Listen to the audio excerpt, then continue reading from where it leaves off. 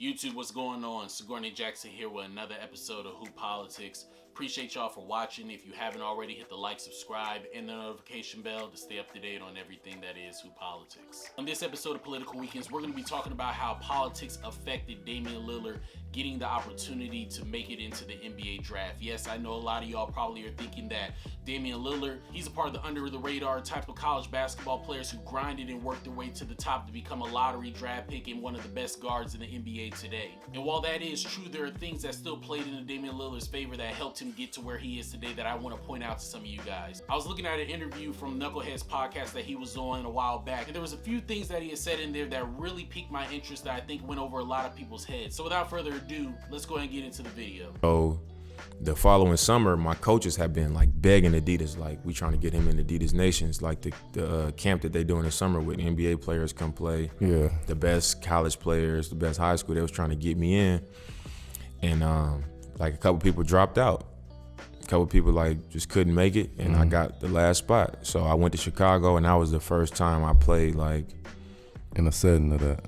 Like NBA, like I'm looking at 100 plus NBA personnel, and I'm recognizing faces, and all the players that's there is like, it's like Drew Holiday, Eric Gordon, Joakim Noah, like it's like real players, Corey Brewer, D Rose, they all the TV teams. They all in it. They like in camp with us, like hooping, going up and down. So I'm like, okay, this is gonna be the real test right here. Yeah. So we get out there, we start hooping, and I do something. I get my shot off, I hit a three. I'm like, they gotta just be letting me do that. Like, ain't no way I could just get it off like that. So then the next time somebody pick me up, I get around them. I'm coming down the lane, nobody come, I get a dunk. So then I'm like, these is NBA players. Like, it's real NBA players out here. So I'm like, while I'm playing, I'm tripping. Like, I'm cool. I get me 2 more buckets, I might be able to leave. Yeah. So after that day, it was like, that broke me in. I was like, all right, I'm here. Like, this shit is happening. Cause I was like on the draft board and everything after I left camp. Yeah. Like 2nd round pick. So my senior year, it was my 4th year, but I was a junior cause I got the year back. Yeah.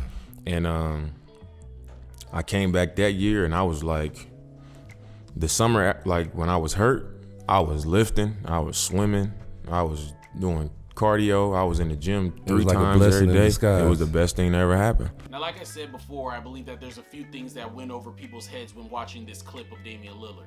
I think a lot of people focus on what he did when he got to Adidas Nations and how he was able to get off a shot really easy, how he was able to get down the lane and be able to get a wide open dunk. And it really showcased how much he had worked on his game to where it almost felt like it was too easy when he was out there scoring against NBA pro level players. But before we get to that, let's talk about how did he get in the Adidas Nations. It took a coach, his coach, to call and beg Adidas to give him the opportunity to get into the camp. This coach has had plenty of players before Damian Lillard and has had plenty of players after Damian Lillard at Weber State, which he's still coaching at right now. Why have we not heard of any of his other players getting into Adidas Nations? Why did this coach decide to make that phone call for Dame and get him there? And not only did he have to make the phone call and beg, as Damian said, also it took other basketball players to drop out of the camp in order for him to even get into the camp. So what we know is Adidas wasn't calling Damian after he finished his junior year and said, yo, this guy's putting up numbers, he's on the rise, we gotta bring him in. Because truth be told, there probably wasn't that much of a difference between Dame and a lot of other mid-major basketball players who were averaging 15 or 16 points a game. I know that probably sounds asinine to say right now because we think of Damian Lillard as he is today. But Damian Lillard in 08 or 09 was putting up normal numbers compared to a lot of other college basketball players. That's not saying he wasn't super tough, but it took him getting the opportunity to get into Adidas and get around other NBA basketball players for scouts to then perceive him and say, yo, this guy can play at this level, and as a matter of fact, he's dominating at this level. But would NBA scouts have looked at him that way if he never got to the Adidas Nations? I think we know the answer to that is most likely not. And what's even crazier is after he left Adidas Nations, he said that he was a 2nd round draft pick on boards when he left Adidas Nations. So even with him killing there, he still was not going to be seen as a top overall pick or even a 1st rounder. He then went back to his senior year and killed it, then got into the NBA draft combine and killed that and killed all of the workouts and killed everybody 1-on-1, 2-on-2, 3-on-3, and that's what got him into the lottery range. You see how there are so many other things that had to happen before he actually got to his opportunity to show what he can do? I think that a lot of times in basketball or in sports in general, so many people just look at, yeah, when you get the opportunity, what are you gonna do with it? But the point is, not everybody gets the opportunity. This coach stuck his neck out for Dame, and Dame delivered, to his credit. Dame is super cold, super nice. I think he was nice at Weber State, and he's one of the best point guards in the NBA, even though he's having a rough season this year.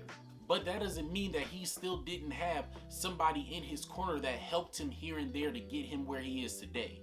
And what I want to make sure that I let you guys know is, yo, it does not matter what school you go to sometimes, because if you have a coach who really believes in you and gonna let you rock out and play your game, who's gonna allow for you to make mistakes and grow from them, and is going to make the calls and bet on you to put you in situations for you to reach your goals, that's what matters more than anything else.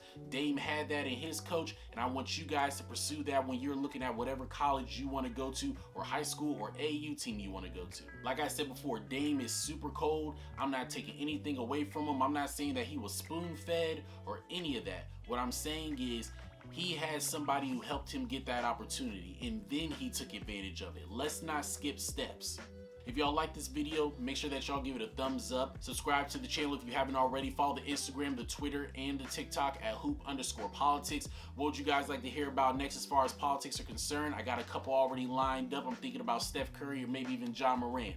Let me know what y'all think down in the comments. Without further ado, God's always in control. Peace.